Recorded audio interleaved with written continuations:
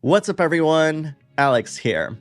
With the advent of the Steam Deck, a lot of console gamers have been looking at PC gaming as a means to transition away from this cyclical system where every so often they'd have to upgrade to a brand new platform that may or may not have exclusives that they like. And what's cool about PC gaming is that once you buy it once on Steam, it just carries over to whatever system that you choose to buy that plays the same games. And so in this video, I kind of decided, because so many of you have started buying a lot of these types of devices, to outline the must-play JRPGs for this platform. Now, I have 3 conditions as to what games are included in this list. So the very first one is that I must have played this game on PC from beginning to end. Now, I don't want to just recommend any other game that, somebody says like, oh, it works fine on PC, because sometimes, some games just stop working. And I wanted to ensure that these games, the ones that I talk about, are in fact playable, like if you bought them right now, which is really super important. Second of all, I wanted to represent the diversity of the JRPG genre, may it be a turn-based traditional RPG, or a tactical RPG, or even an action RPG, all within that JRPG umbrella. There's a lot of them, and I want to use this opportunity to encourage people to try out the other subgenres of JRPGs, because it really is a beautiful world of gaming out there, and I think you'll enjoy my picks. And the last condition is I want to represent like a whole wide scope of the history of JRPGs, whether it's like the first Final Fantasy all the way up to something like Persona 5. And I think I achieved just that. And given how these are very limiting kind of factors, I'm not going to be able to cover every single JRPG that came out on PC. And so once you're done watching this video, I want to encourage you to post your experiences with JRPGs in the comments below and share the love of JRPGs with the rest of the community. Alright, so let's talk about some amazing JRPGs you can play on PC. Tales of Arise. When I started this channel a few years ago, I thought that because I'm in my 40s that I wouldn't be able to enjoy action JRPGs anymore. After all, the gameplay shown in the trailers for these games are so flashy and vibrant that it didn't seem like someone like me, whose eye-hand coordination is only going to get worse over time, would be able to enjoy. And this is despite the fact that I had finished Ys VIII many years prior. But it wasn't until I played Tales of Arise that I realized how many different styles of action JRPGs are out there. And I remembered that the more I played Tales of Arise, the more I saw its similarities with another genre that I absolutely loved: fighting games. For the uninitiated, the Tales series was born from a desire to combine the intricate mechanics of 2D fighting games with the exploration of games like Dragon Quest and Final Fantasy. And as the years progressed, it has continued to stick to its roots, ultimately resulting in a combat system in Tales of Arise that had folks tagging in and out of the main and reserve parties to unleash devastating super moves, not unlike Capcom's bombastic Marvel vs. Capcom series. What's also great about Tales of Arise is that it is also an anniversary title, which explains why the events leading up to the end, I won't spoil it, felt a bit off. That whole section pays homage to the Wolf team, who moved on to found Tri-Ace and create the Star Ocean series, which has its own different take on the same concept. Needless to say, there's so much love to be had with Tales of Arise, and I consider it as one of the best action JRPGs out there. Ys VIII, Lacrimosa of Dana. Did you really think that Ys VIII would only get a short mention in another game's profile? Nuh-uh-uh. Ys VIII, Lacrimosa of Dana was the action JRPG that gave me the confidence to look into the genre to begin with. Yes, its speed is fast, frenetic, and intimidating for turn-based fans. But it's also ultra-responsive and has a ton of great systems that can offshore any real-world weaknesses that you may have. Because much like any good JRPG, Ys VIII's got tons of items, weapons, and gear that can make you feel like a powerhouse, allowing you to do quick work on any opponent you may face. But my favorite part of Ys VIII has less to do with its combat, despite being super fun to mix and mash, and more to do with its exploration. The Isle of Seren, with its multitude of biomes, is unlike any abandoned island you've ever explored, filled with ruins and caves that spark your imagination, as well as secrets abound that go beyond the typical survival storyline that it's presenting. And here's what's crazy about this game. The original PC release was mired with tons of translation problems and performance issues. But thanks to Durante and the folks at PH3, they've managed to turn this game around and even introduce features that none of the other ports have, like an experimental co-op mode. As someone who thought that I've had to swear off action JRPGs forever, Ys 8 was a game that welcomed me with open arms, letting me experience some of my favorite adventures of the past decade. Harvestella. I'm not a huge fan of cozy farming RPGs, because much of the time, they're not really that cozy. Anyone who's played these games will attest to the fact that because of time running out, they're unable to accomplish everything they need to do in a given day, forcing people to plan days, even weeks, in advance. So what does a game look like that just doesn't pretend that it's supposed to be a cozy farming RPG experience, and leans into its story a bit heavier than the other games in the genre?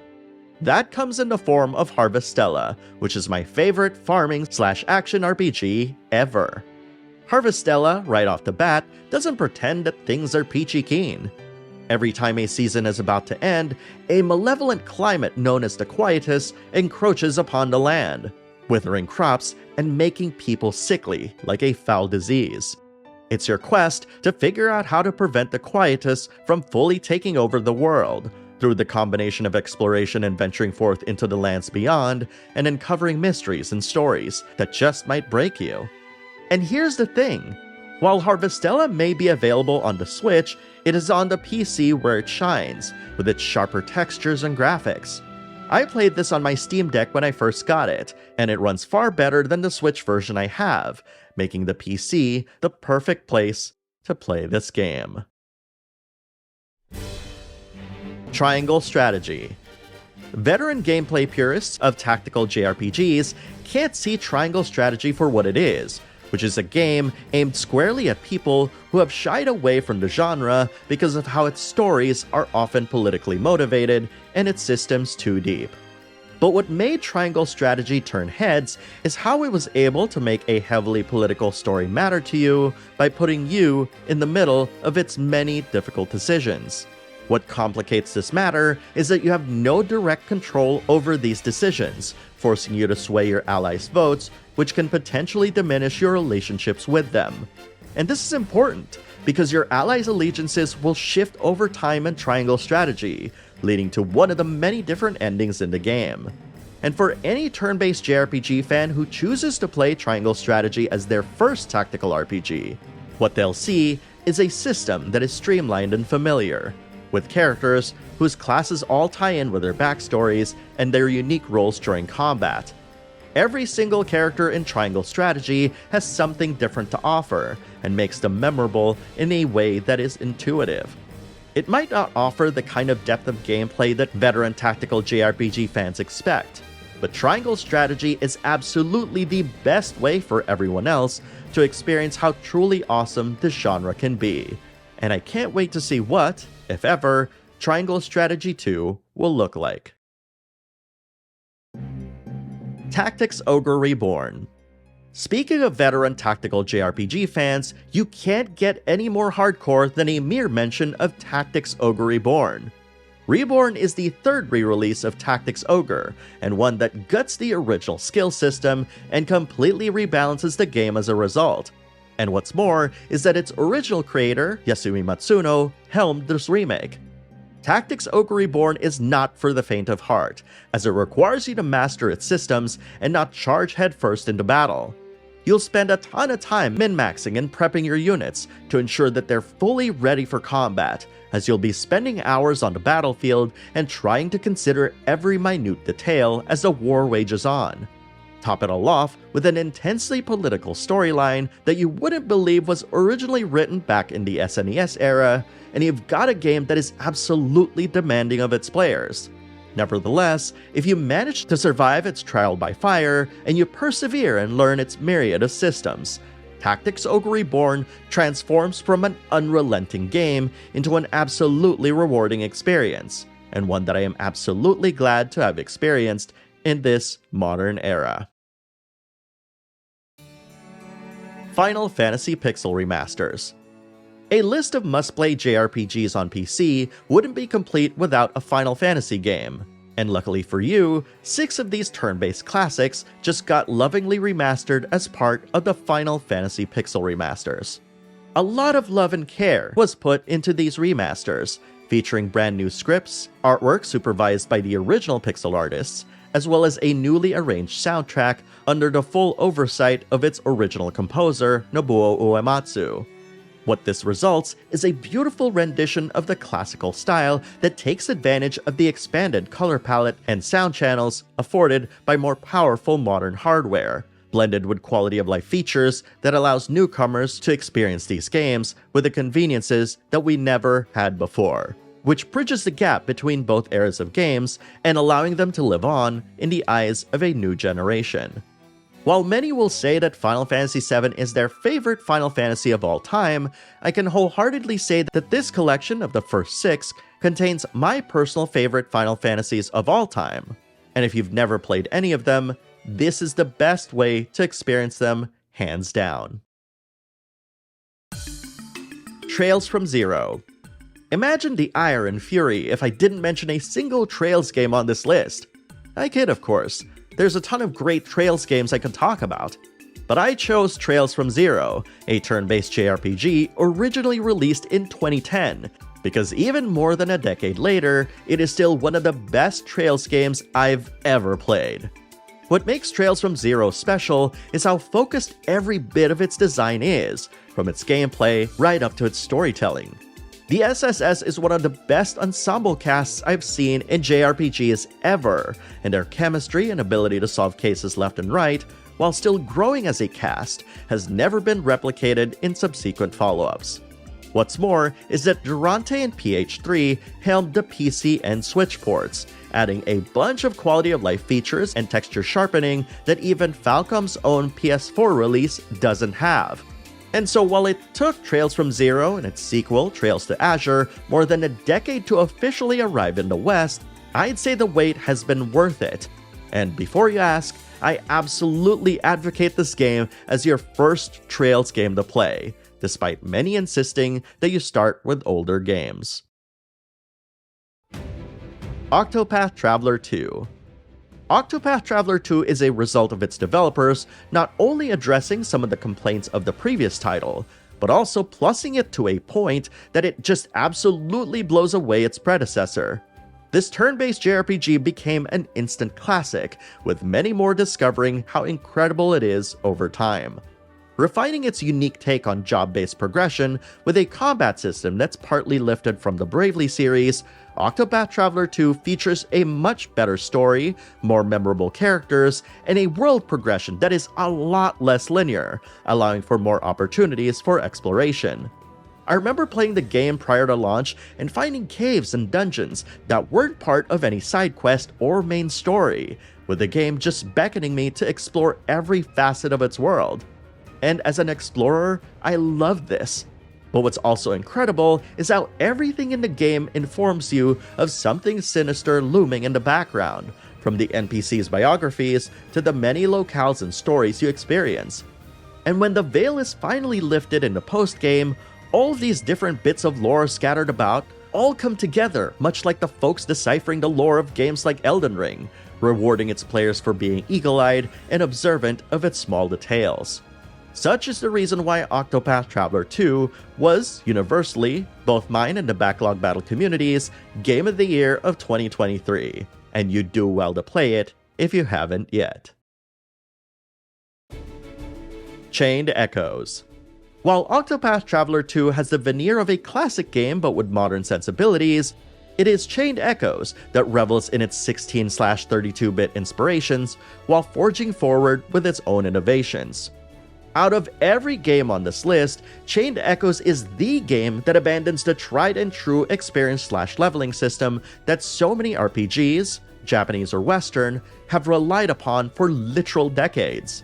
Instead, it has a system that still allows you to become more powerful without having to grind for experience. Top it off with an interesting system that forces you to be mindful of the tide of battle, and you've got a unique turn-based JRPG experience that blends the best of the old and the new. And what's crazy is that this is all made possible by one person who did all of the programming, writing, and artwork found throughout the game. A massive feat for sure, and one that is worthy of being mentioned alongside the greats. Persona 5 Royal. I pay attention to every single detail when I make lists, and when trying to choose which game should close out this video, I chose Persona 5 Royal because it is the quintessential modern turn-based JRPG. Its punk-inspired presentation, its snappy, responsive single-button command-based combat, right down to its fantastic soundtrack, amazing performances, and a darker story that returned the series to its roots. Persona 5 Royal set a high bar for what everyone expects a modern turn-based JRPG to look and feel like. And while some might complain that Persona 5 Royal is the easier of the two releases, it also delivered some incredible quality of life features that just made a lot of sense, especially when it came to playing the game for hours on end. And the addition of new characters, personas, and a new final boss really satisfied a lot of die-hard SMT fans out there, whose knowledge of the series and its featured gods and monsters knows no bounds. But to the rest of us plebes, and yes, I call myself an SMT plebe, Persona 5 Royal is the standard bearer for turn-based JRPGs. But I'm looking later in 2024, and I can see that this year's already got several games that might become the new standard bearer for this genre soon enough. And that, my friends, are just 10 must-play JRPGs that are out on PC. Now, as I've said before, these are games that I've personally played on said platform and know for a fact that they actually work, and quite honestly, it's going to take me a very long time to vet thousands upon thousands of other JRPGs that are out and coming out every single day. And this is where you come in. If you've encountered any sort of JRPG that is not on this list on PC that actually works really, really well, or with minimal fuss, please post them in the comments below and let's talk about it. Because I would love everybody to discover some brand new JRPGs that I've never heard of or played before, and really revel in this awesomeness that is this genre. So post your thoughts in the comments below and let's talk about it. Thank you very much for watching, everyone, and I'll see you in the next video.